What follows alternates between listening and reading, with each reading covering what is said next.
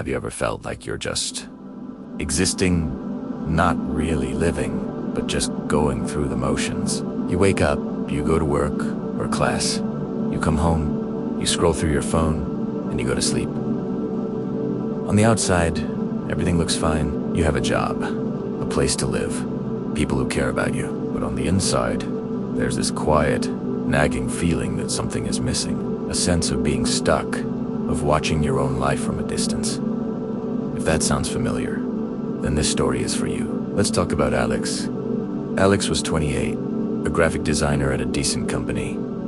From the outside, Alex was doing well, a steady income, a nice little apartment, friends to hang out with on the weekend. But every morning, the alarm felt like a punch. The commute was a blur of gray buildings and anonymous faces. At work, the clicks of the mouse became a countdown, not to finishing a project, but to going home. The evenings were the hardest. Alex would sit on the couch, the TV on, but unseen, scrolling through social media. Pictures of friends getting married, traveling the world, starting exciting new businesses. Each post felt like a small jab, a reminder of a life that felt more vibrant, more real than Alex's own. It wasn't jealousy, not really. It was a deep, hollow feeling of confusion. Am I doing this right? Is this all there is?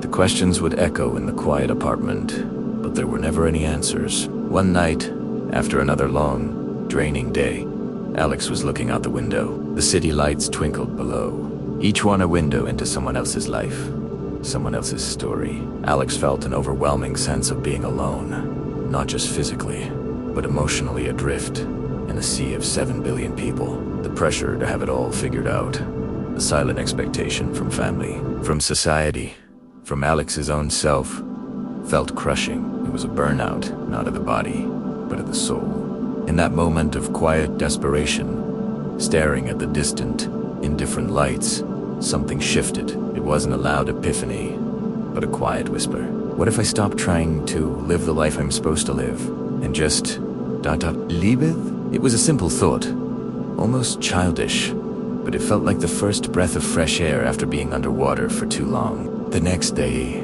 Alex didn't do anything drastic.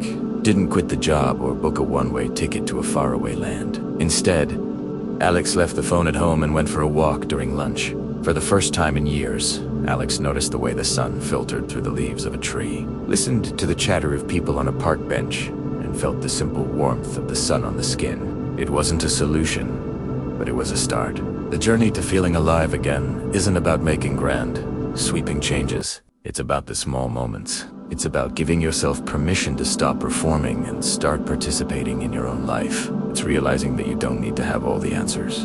You just need to be willing to ask the questions and be present enough to notice the small joys along the way. Your story isn't about reaching a perfect destination. It's about learning to love the journey with all its confusion and uncertainty. The real message here is this: your life is not a checklist to be completed. It's a story to be experienced. Stop comparing your chapter 1 to someone else's chapter 20. You are not behind. You are exactly where you need to be. The feeling of being lost is often the first step toward finding a path that is truly your own. It's the quiet before the dawn. So if you're feeling stuck, if you're feeling tired, I want you to do one small thing today. Put down your phone, step outside, and just breathe. Notice one beautiful thing, no matter how small. A cloud, a flower, the sound of laughter. That's it.